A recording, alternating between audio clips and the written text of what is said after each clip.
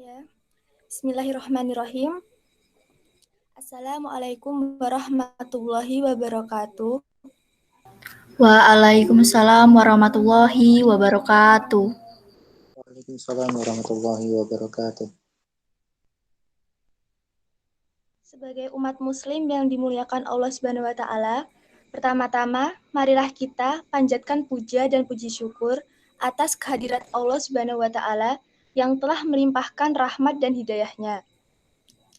Sehingga pada kesempatan malam hari ini, kita masih diizinkan untuk menghadiri acara kegiatan dengan keadaan sehat walafiat. Amin, amin ya robbal alamin. Sholawat diiringi dengan salam, tak lupa pula kita sanjungkan kepada Nabi besar Muhammad SAW, yang mana beliau telah mengubah pola pikir manusia dari pola pikir jahiliyah ke pola pikir yang Islamiah, sebagaimana yang kita rasakan pada saat yang berbahagia ini. Salawat dan salam juga kita limpahkan kepada sahabat ahli waris beliau yang telah membantu memperjuangkan agama Islam, ke gunung sama mendaki, ke laut sama mendayung, untung sama dibagi, rugi sama-sama ditanggung, demi tegaknya kalimat La ilaha illallah Muhammad Rasulullah. Selaku saya pembawa acara pada malam hari ini, maka izinkanlah saya untuk membacakan susunan-susunan acara pada malam kajian hari ini. Acara pertama, pembukaan. Kedua, pembacaan ayat suci Al-Quran. Ketiga, acara inti. Keempat, sesi tanya jawab. Kelima, penutup. Demikianlah susunan-susunan acara kajian pada malam hari ini. Sebelum kita masuk ke acara sesi selanjutnya, marilah kita buka acara malam ini dengan membaca bismillah bersama-sama. Bismillahirrahmanirrahim. Acara yang kedua yakni pembacaan ayat suci Al-Quran dan akan dibacakan oleh teman kita, Alfitarani. Waktu dan tempat kami persilahkan. Assalamualaikum warahmatullahi wabarakatuh. A'udzu billahi minasy syaithanir rajim. Inna ja'alna ma'al ardi zinatan laha linabluwahum ayyuhum ahsanu amala. Wa inna laja'iluna juruza am hasibata annas habal kahfi warrahim kanu min ayatina ajaba idza awal fityatu ilal kahfi faqalu rabbana atina min ladunka rahmatan wa hayyi lana min amrina rasyada. Fadarabna ala adhanihim fil kahfi sinina adada. Summa ba'athnahum lina'lama ayyul hizbaini ahsa lima labisu amada. Nahnu nakhussu 'alaika naba'ahum bil haqq. Innahum fityatun amanu bi rabbihim wa zidnahum huda. Shadaqallahul azim. Wassalamualaikum warahmatullahi wabarakatuh. Waalaikumsalam warahmatullahi wabarakatuh. Ya, terima kasih kepada Rani yang telah membacakan ayat suci Al-Quran. Semoga Allah senantiasa memberikan pahala kepada kita semua. Amin. Akhirnya, yang ditunggu-tunggu sampai di acara inti, yakni ceramah pada malam hari ini disampaikan oleh Mbak Nurul Imami. Kepada Mbak Nurul Imami yang kami muliakan dan kami hormati, waktu dan tempat kami persilahkan.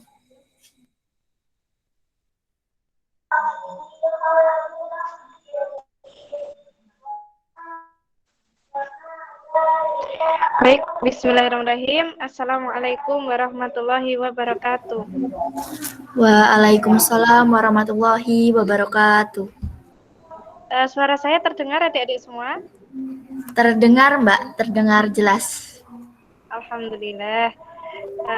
Suatu kehormatan yang benar-benar sangat sekali menurut saya ya. Bahkan dipersilahkannya Mbak Nurul Imani yang sangat dimuliakan gitu ya. Di sini kita sama-sama belajar saja. Saya juga alumni SMK Negeri 1 Wonogiri, juga Rohis SMK Negeri 1 Wonogiri. Jadi saya meluruskan yang berhak kita muliakan itu hanyalah Allah SWT. Jadi saja bersama saya kita sharing sampai saja. Pertama-tama, Alhamdulillahirabbil alamin. Wassalatu wassalamu ala asrofil anbiya'i wal mursalin wa alihi washabihi ajmain. Alhamdulillah, tiada ungkapan yang indah karena Allah masih memiliki yang masih menikmat kepada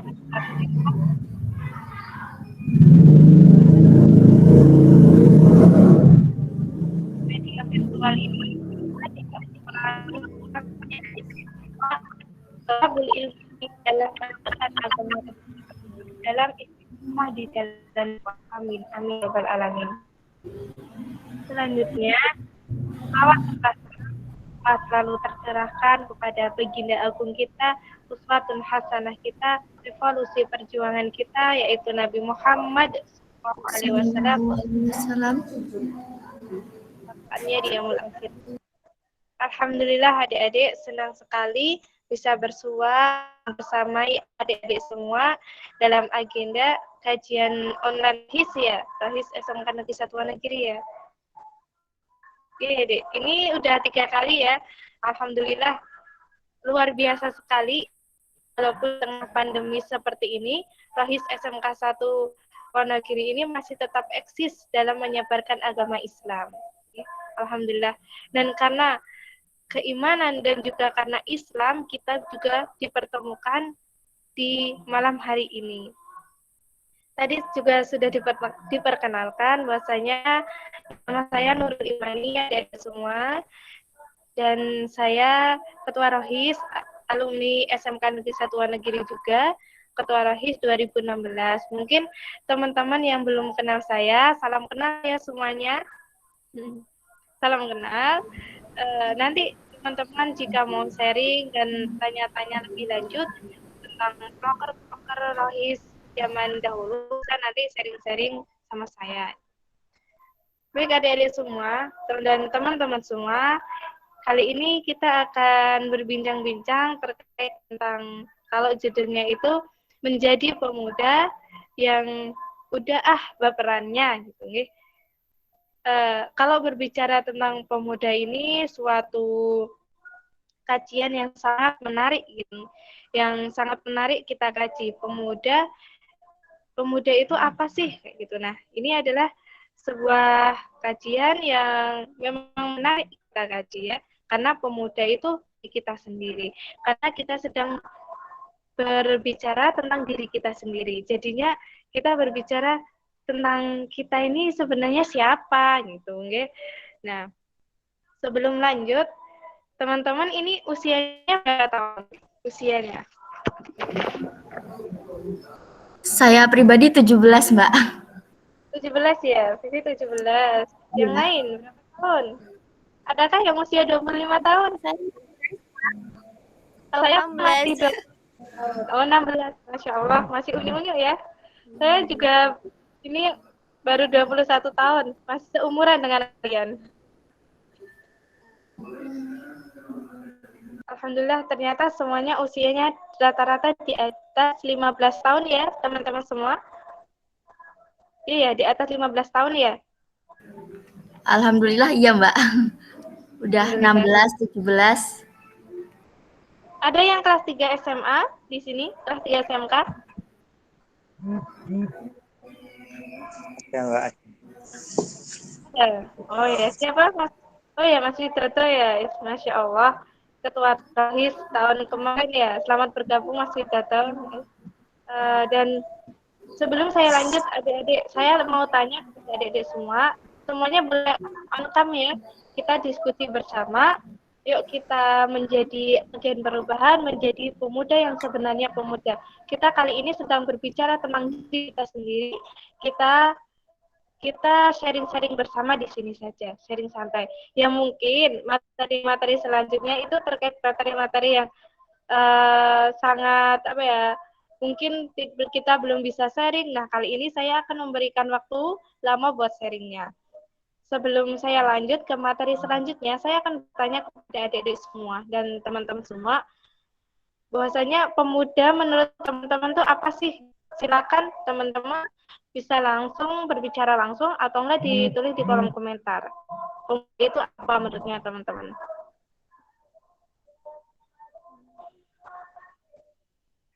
Ada yang bisa jawab? Ada yang bisa bantu saya jawab?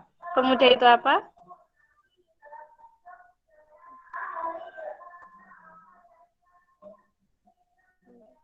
Atau saya sebut? Siapa ini? Iya, saya sebut satu-satu ya.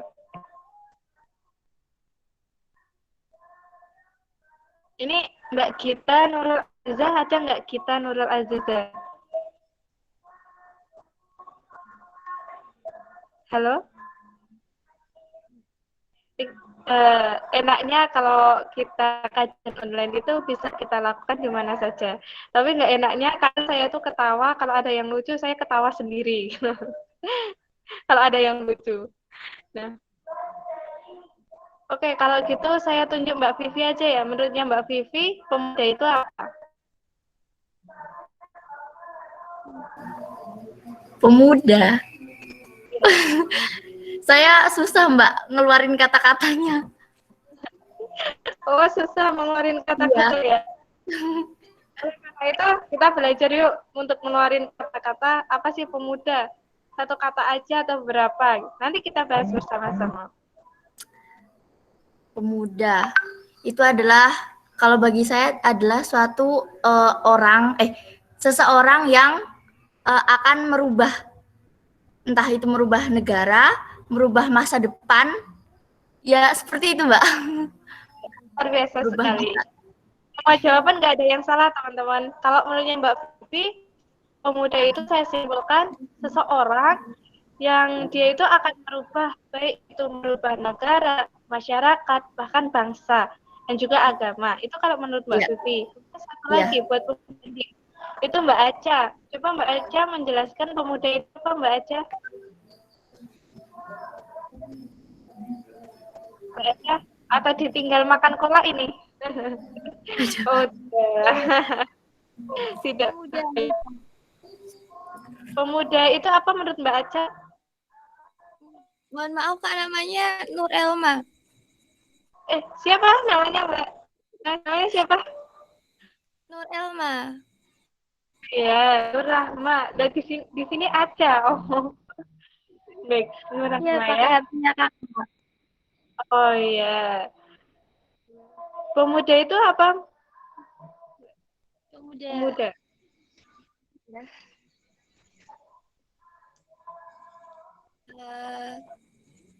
Bingung mau jelasinnya. Satu kata aja yang menurutnya Mbaknya ini paham gitu. Pemuda itu apa? Orang dewasa mungkin. Oh ya, baik. Kalau menurut Mbak Nur Rahma ya, itu pemuda itu adalah orang dewasa. Satu lagi biar pas 3, Mas Widodo. Cowok ini, sekarang cowok. Pemuda itu apa Mas? Menurutnya Mas Widodo? Maaf Mbak, tadi si Sambi. Oh iya, Belajar. nggak apa-apa, semangat di kelas 3. Menurut saya pemuda itu adalah fase kehidupannya Mbak, dari kisaran usia 15 sampai 20-an tahun, terus mempunyai emosi yang masih berubah.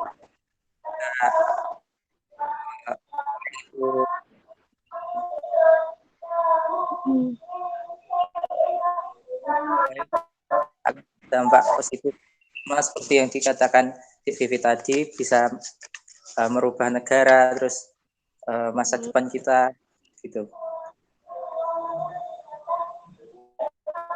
Baik, nah dari 3 jawaban itu nggak ada yang salah.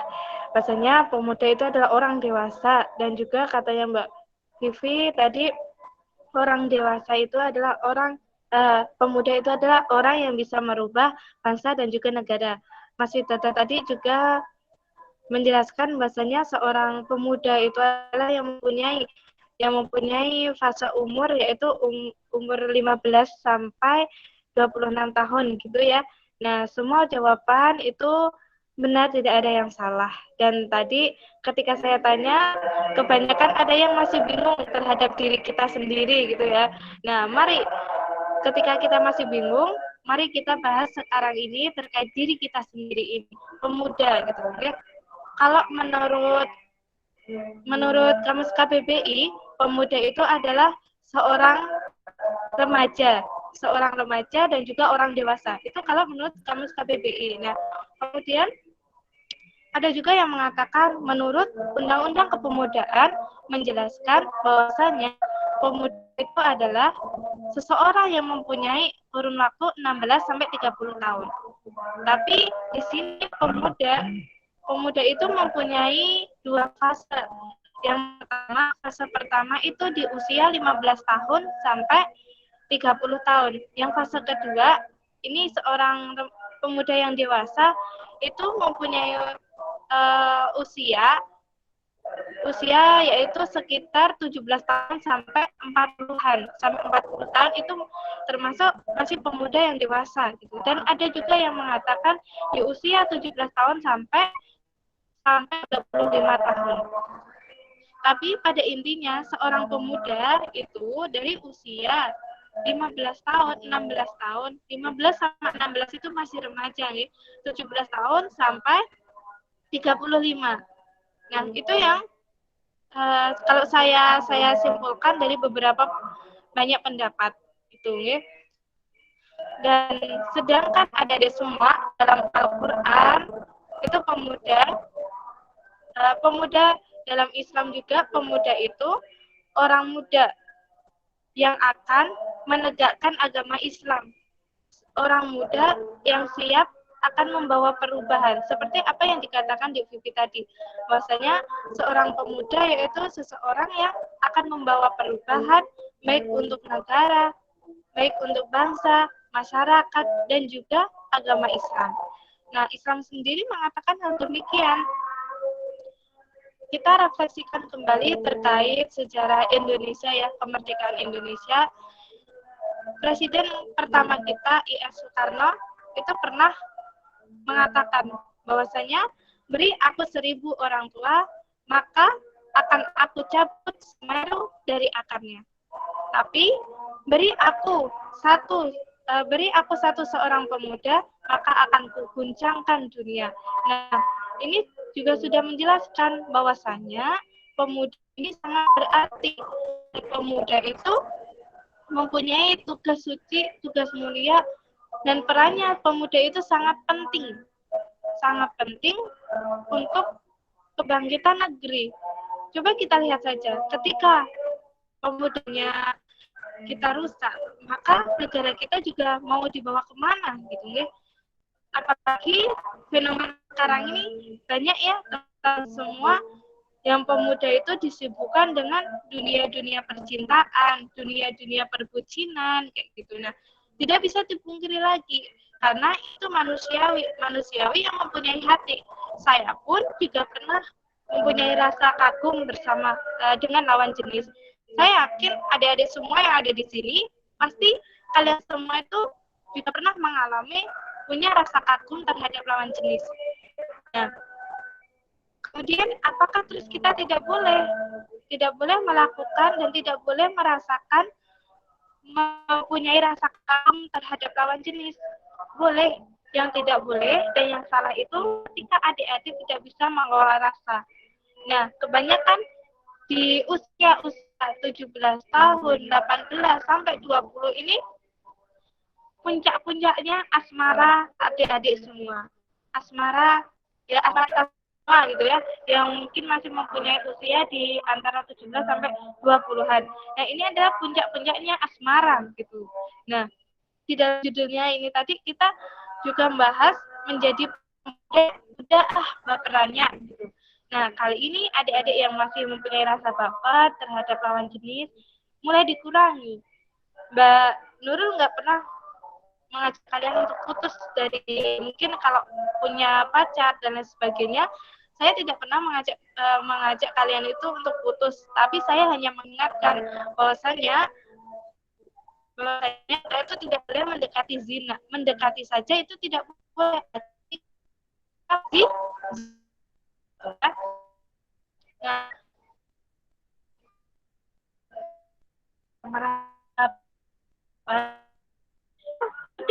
di apalagi ya, anak ini itu mempunyai, mungkin adik-adik yang depresi, yang kata ingin menjadi besar, yang jurusannya akuntan, ingin menjadi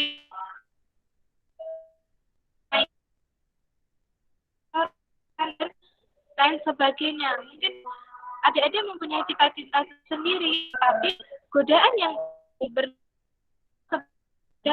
merajunya punya itu bagian kalau bahwasanya aku pengen usia tapi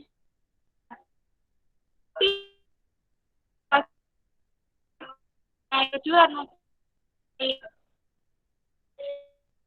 ada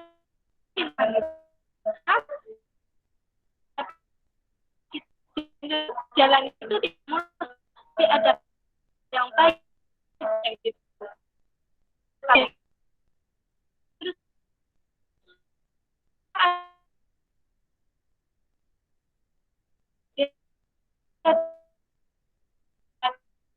banyak itu nanti orang gila nih.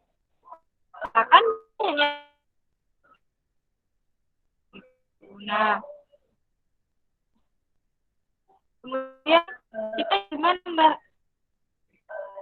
kalau punya kita harus bisa mengelola rasa itu dia harus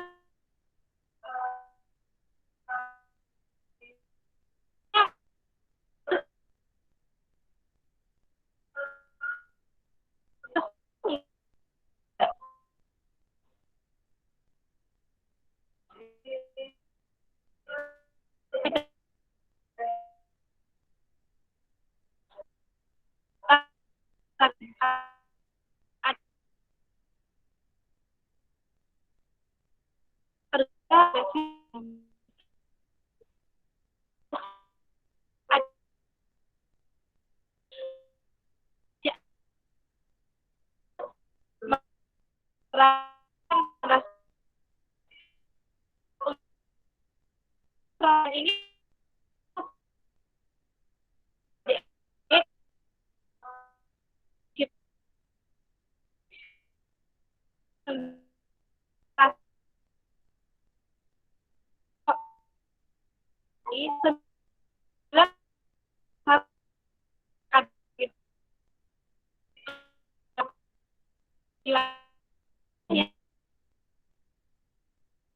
itu lebih mendepan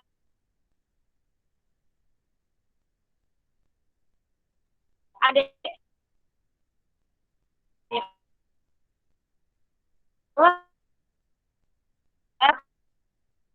menjadi malah yang dihitung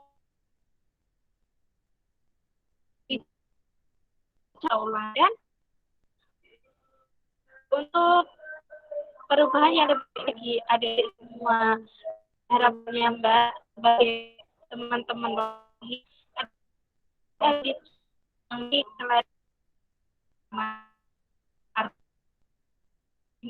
kita itu tidak adik-adik untuk semuanya gitu. Nah itu terkait tentang pemuda adik-adik semua. Oh ya nanti saya isinya sampai jam berapa, Dek? Takutnya saya melewat jam. Soalnya saya suka kebandangan kalau ngobrol itu suka lama. Saya isi sampai jam berapa, Dek?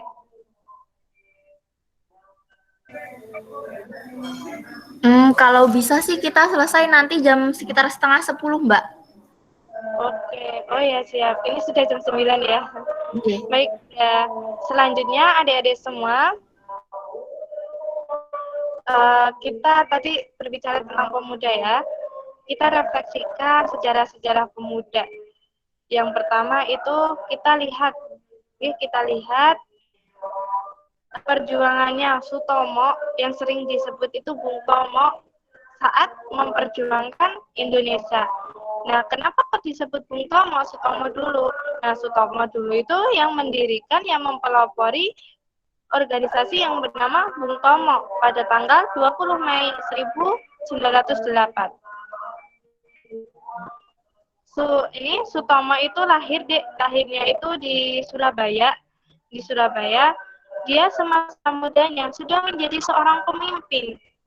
Dia memimpin, dia yang menginisiasi gerakan Bung Tomo. Itu adalah Sutomo. Tapi beliau lebih dikenal itu sebagai Bung Tomo karena beliau orang yang mendirikan organisasi Bung Tomo. Nah, dengan organisasi Bung Tomo itu membuat semangatnya rakyat-rakyat Surabaya dalam melawan penjajahan Belanda melalui NICA. Oleh karena itu kan tanggal 10 November ini diperingati. Biasanya ini lanjut saja ya ini. Yang kedua yaitu Umar bin Abdul Aziz. Nah, itu banyak sekali tokoh-tokoh pemuda itu yang dulunya itu memperjuangkan agama Islam. Dan selanjutnya ini Muhammad Al-Fatih yang mungkin kita sudah sering mengenalnya ya, Muhammad Al-Fatih yang menaklukkan Konstantinopel saat dia masih pemuda gitu. Nah, sekarang kita tanyakan, kita sudah usia 17 tahun, 20 tahun, kita sudah melakukan apa di diri kita? Kita kan mungkin buat adik-adik yang masih baper-baperan terhadap lawan jenis, bukan saatnya adik-adik itu baper-baperan, tapi sudah saatnya adik-adik itu berperan. Kan seperti apa, Mbak? Nah, berperan, seharusnya seorang pemuda itu kita memiliki beberapa karakteristik. Yang pertama, kita harus menjadi pemuda yang visioner. Nah, visioner itu seperti apa, Mbak? Ya, itu seorang pemuda yang mempunyai visi dan misi hidup, cita-cita hidup. Kalau semuanya pemuda tidak mempunyai visi dan cita-cita hidup, mau kemana ya? Apalagi adik-adik yang sudah 17 tahun, karena kita ini tidak tahu kapan maut itu akan menjemput kita, apakah jodoh dulu yang akan menjemput kita, apakah maut dulu yang akan menjemput kita, kita tidak tahu. Maka gunakanlah masa mudamu sebelum datangnya masa tuamu, dan gunakanlah masa luangmu sebelum datangnya masa sempitmu, dan gunakanlah masa sehatmu sebelum datangnya masa sakitmu. Itu adik-adik semua.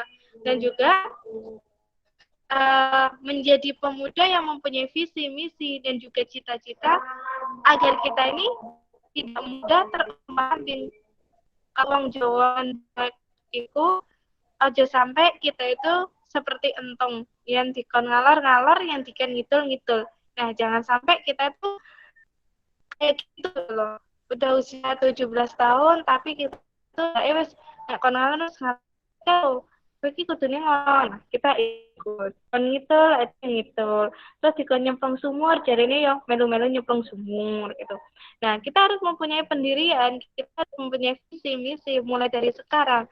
Kita harus mempunyai tujuan hidup kita itu, sebenarnya hidup kita tuh mau dibawa kemana sih? Kalian harus paham. Karena yang paling sulit itu adik-adik kita sendiri. kita sendiri. Ya,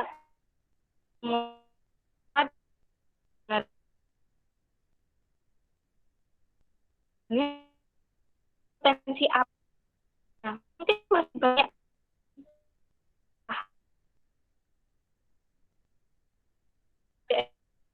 itu ada di nonton saya adik-adik hidupnya mau untuk apa sih gitu. Apalagi muda rohis, anak-anak rohis harus jelas depan ya. Kalau di soal yang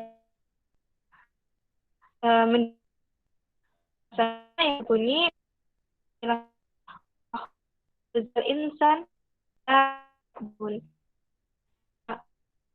itu manusia untuk ini udah yang punya selamatkan sepertikan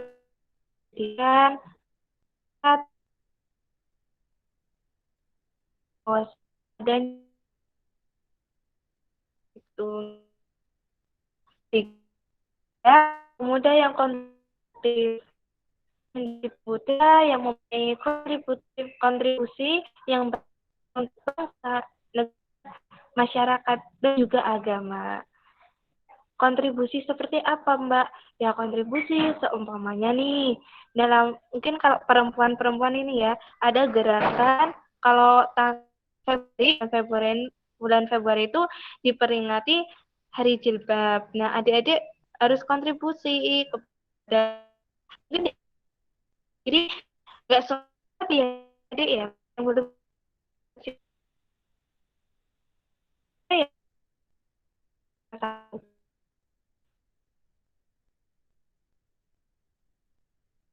ya nah ini tanggal bulan Februari Maret saya lupa itu hijab day itu. Nah, adik-adik ngikuti untuk memperingati adik mungkin kita nih anak-anak rohis bagi jilbab teman-teman belum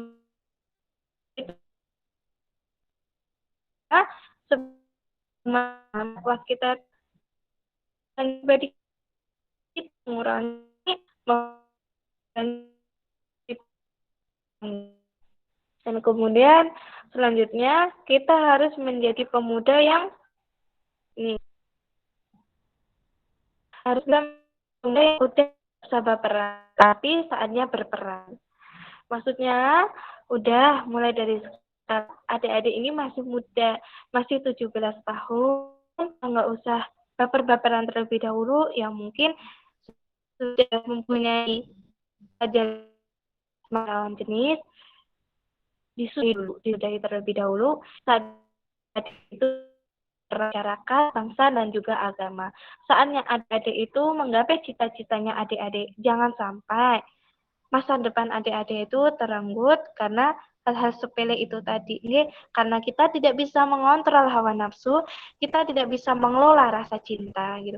Karena kalau seumpamanya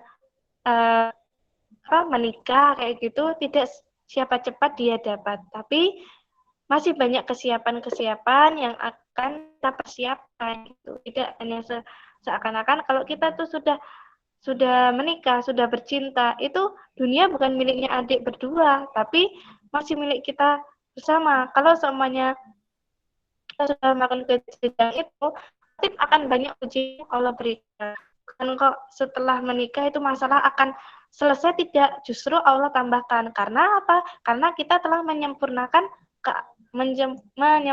agama. Jadi pasti akan Allah tambah ujiannya, gitu nggih. Itu. Dan yang selanjutnya menjadi pemuda yang ideologis. Maksudnya gimana, Mbak? Menjadi pemuda yang ideologis. Nah, menjadi pemuda yang banyak wawasan.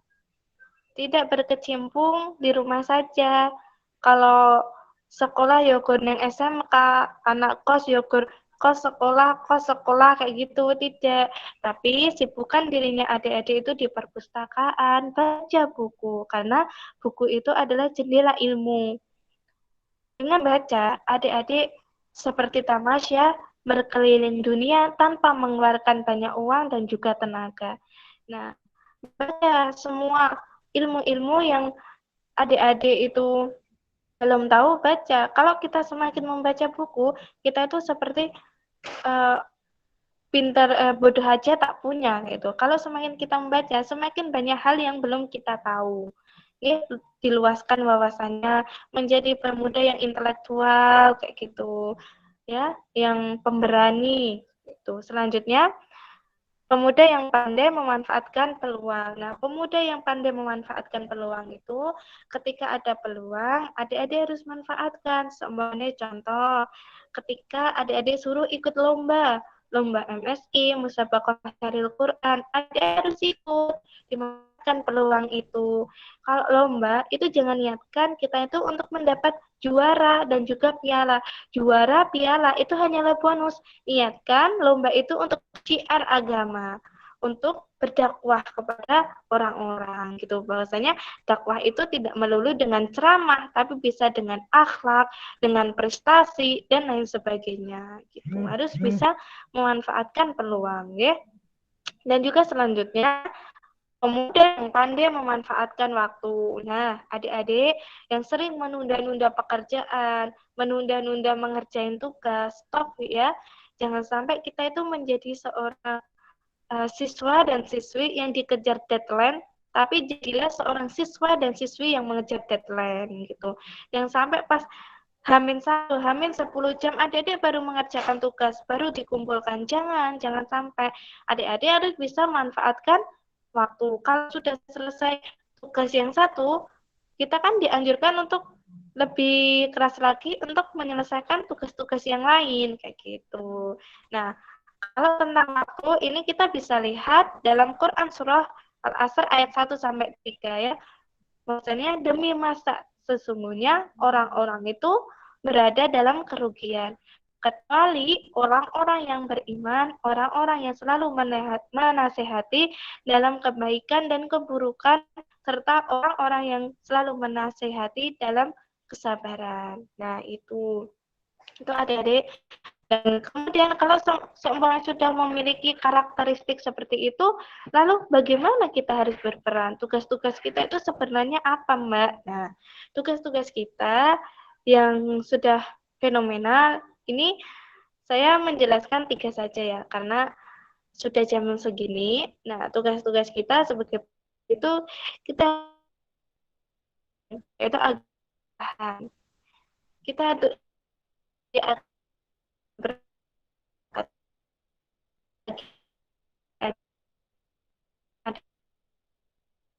mungkin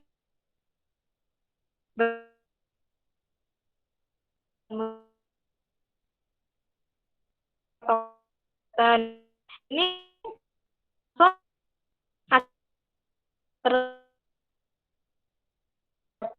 progres kesehatan dan di masyarakat itu adik-adik bisa dan berani mampu mengingatkan kepada masyarakat bahwanya masyarakat harus taat terhadap aturan, harus taat terhadap protokol kesehatan. Gitu karena pemerintah untuk menangani kasus pandemi ini tidak akan sanggup tanpa ada tangannya pemuda, tanpa ada campur tangannya begitu.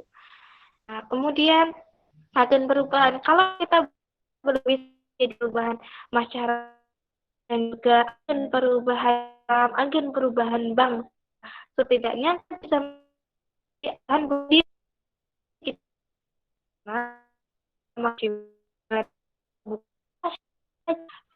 manfaat kalau bukan dan kalau bukan sekarang kapan lagi, Bu? Menurut nyawa kita ada itu dari kalau penuh bisa lebih jauh ke adik-adik berdiri teman-teman kita. Mungkin teman-teman kita yang belum jilbab, memakai jilbab, adik-adik belajar, teman-teman pakai jilbab itu enak loh, gitu. Nah, jelaskan. Kalau temannya belum memahami maknanya berjilbab, nggak usah dipaksa. Yang penting adik-adik dengan jilbab, adik-adik harus mencontohkan akhlak yang mulia, kayak gitu, nggih. Mungkin dengan adik-adik berjilbab dan akhlaknya adik-adik baik, temannya adik-adik itu respect kepada adik-adik. Itu Vivi sekarang berjilbab, akhlaknya sangat baik sekali kepada teman-temannya, gitu. Dan biasanya kalau teman-teman di sekolah ini, teman-teman apalagi sebagai anak-anak rohis ya, adik-adik belajar untuk menjadi pemuda yang jujur, mengerjakan tes dan sebagainya kan sendiri.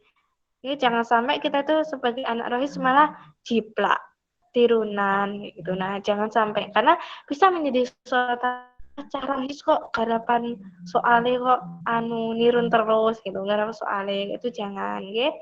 Kalian harus bisa menjadi agen perubahan buat diri kalian sendiri, setelah itu kepada teman dekat, keluarga, dan setelah itu masyarakat, bangsa, dan juga agama, bangsa, dan juga negara. Nah, selanjutnya menjadi social control gitu. Artinya apa, Mbak? Artinya kalian yang mengontrol sosial masyarakat kalian. Nah, kalian selalu mengecek, oh ternyata masyarakatku ini lagi ada kendala ini, aku harus gimana? Nah, kalian harus mempunyai, yes, itu tadi, karakteristik salah satunya pemuda yang ideologis, pemuda yang bahasanya adik-adik harus mempunyai ide-ide yang baik, ide-ide yang bagus, perubahan gitu. Kalau semuanya kita mempunyai kegelisahan, berarti kita itu bisa mikir. Kalau kita udah nggak mempunyai kegelisahan sama sekali, berarti kita tidak mikir, kita itu acuh terhadap masyarakat kita. Okay? Nah, kita harus bisa mengontrol masyarakat kita mau dibawa kemana gitu. Selanjutnya kita menjadi non-stop. Itu bahan. Maksudnya seperti apa, Mbak? Maksudnya kalian itu adalah generasi penerus bangsa. Kalian siapkan mulai dari sekarang bahwasanya kalian itu bakal menjadi calon-calon pemimpin selanjutnya. Kalian itu adalah stok pemerintah gitu, nggih. Kalian siap nggak siap? Lambat laun kalian itu akan menjadi seorang pemimpin. Nah, menjadi seorang pemimpin itu kan harus kita siapkan. Jadi seorang pemimpin, apakah cukup menjadi seorang pemimpin? Enggak, tapi kalian harus bisa mempersiapkan mulai dari sekarang, seperti 5 tahun yang akan datang, 10 tahun yang akan datang. Dek Vivi menjadi lurah di desanya, Mas Widada menjadi gubernur Jawa Tengah, terus Mbak Dewi menjadi Ibu Wonogiri. Kita nggak tahu, nggih, karena sejatinya yang menentukan skenario hidup kita itu hanyalah Allah. Kita boleh berencana, tapi Allah yang menentukan semuanya. Jadi mulai dari sekarang, adik-adik harus mulai rubah mindset-mindsetnya yang masih rebahan lagi di pandemi seperti ini ya. Banyak-banyak kaum rebahan gitu ya. Apalagi sekarang bisa melalui Google Meet, terus sekolah sambil tiduran, itu sudah banyak saya temui kayak gitu ya. Nah, harus kita rubah. Justru pandemi ini adalah waktu-waktu yang bagus buat kita, satu, introspeksi diri, yang kedua, buat kita berkarya. Mempunyai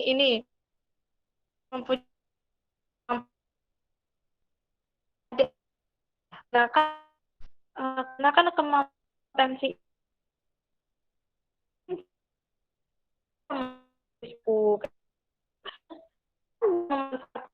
memang ini pemuda ini ya, yang ini itu pemuda. Oh ya, sebelum terakhir satu ayat. Misalnya Quran surah Al-Kahfi ayat 13. Ini yang artinya sesungguhnya mereka adalah pemuda-pemuda yang iman kepada Tuhannya dari bimbing lebih banyak lagi. punya mereka itu ada pemuda-pemuda yang beriman. Kemudian dari kami bimbing lagi dalam artian sebagai seorang pemuda yang beriman, dan juga kita selalu meminta bimbingan kepada guru dan juga orang-orang yang lebih tua untuk membimbing kita supaya kita itu menjadi pemuda yang benar-benar menjadi pemuda harapan bangsa. Oke, salah satunya yaitu tadi perubahan. Terus adik-adik, menurut Syekh Al-Qadhawi dalam wajibul Sebabul Muslimin, 1998 menguraikan ada sebagai prioritas muslim muda. Nah, ini menjelaskan Syekh Al-Qadhawi tadi menjelaskan bahwasanya ada 4 amanah sebagai prioritas muslim muda ke depan. Prioritasnya itu apa? Memahami agama secara integral, tidak parsial. Nah, ini artinya memahami agama secara integral. Ini maksudnya kita itu memahami agama itu secara menyeluruh, secara kafah. Nah, kan adik-adik teman-teman itu kurang memahami agama, seakan-akan mudah mengklaim agama lain itu buruk. Nah, jika kita telah berafiliasi terhadap golongan, kita tidak perlu fanatik terhadap golongan itu. Karena tidak ada yang namanya golongan itu paling suci, paling bersih. Semua orang itu mempunyai tujuan tersendiri.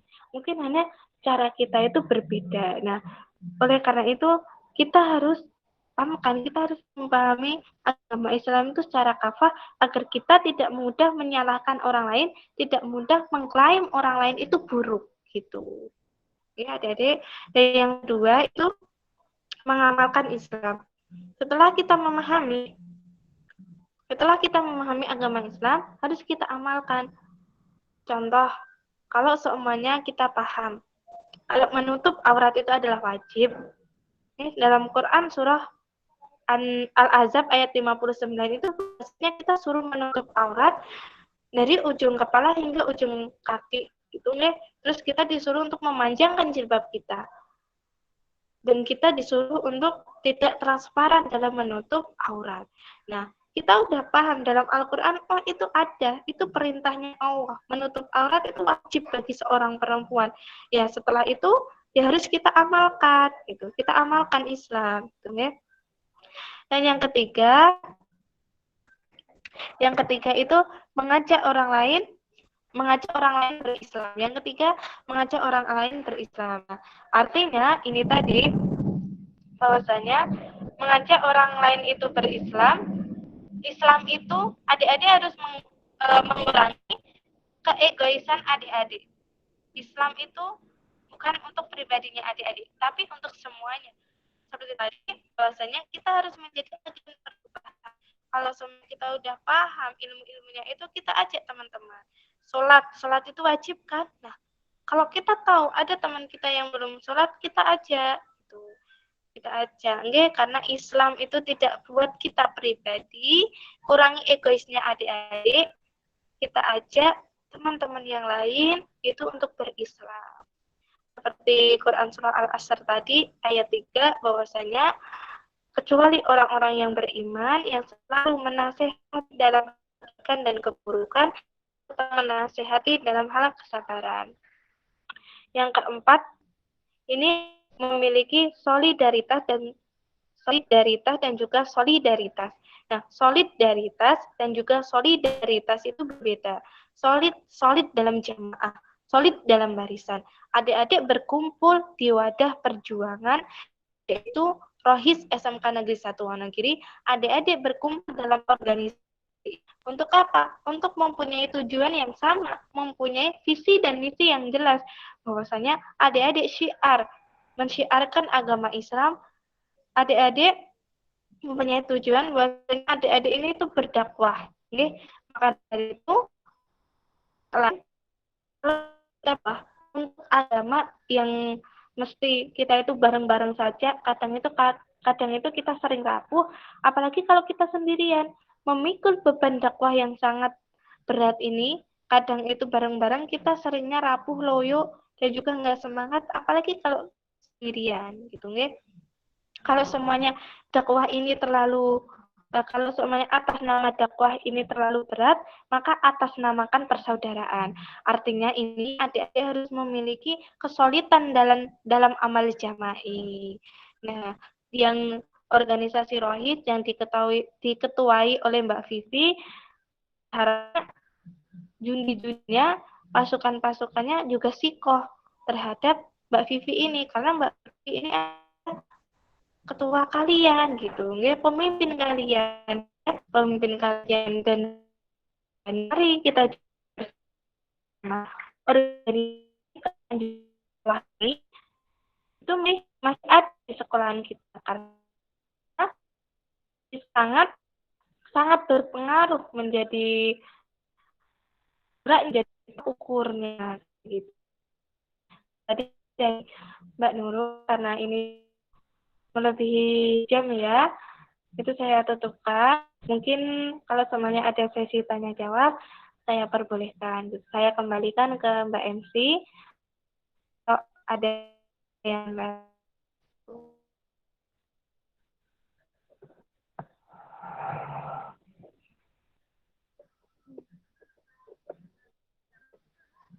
itu dari saya ya. Mungkin dari teman-teman ada yang mau ditanyakan? Monggo silakan. Kalau ada yang mau di-sharingkan. Boleh sharing terkait lain dengan materi ini.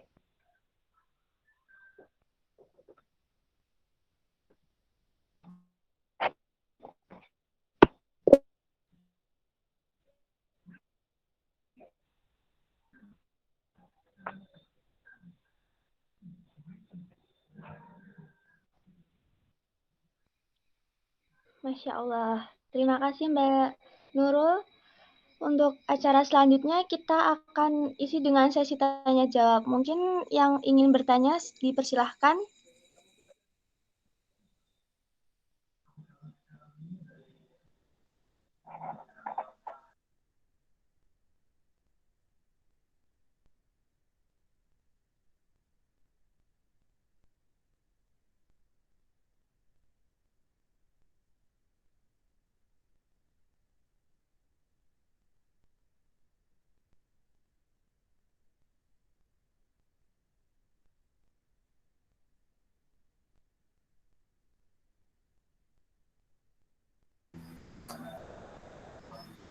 Sepertinya belum ada yang ingin bertanya. Jika nanti ada yang ingin bertanya, boleh nanti langsung bisa dikirim kontaknya Mbak Nurul, mungkin nanti secara pribadi bertanyanya. Monggo dilanjut aja, Dek. Baik, akhirnya sampai di ujung acara kajian hari ini. Terima kasih banyak kepada Mbak Nurul dan teman-teman yang sudah meluangkan waktu untuk hadir di acara ini. Semoga dari tausiahnya tersebut dapat bermanfaat dan menjadi keberkahan terhadap kita semua. Sekian dari saya, jika ada salah kata mohon dimaafkan. Wabillahi taufiq wal hidayah. Wassalamualaikum warahmatullahi wabarakatuh. Waalaikumsalam warahmatullahi wabarakatuh.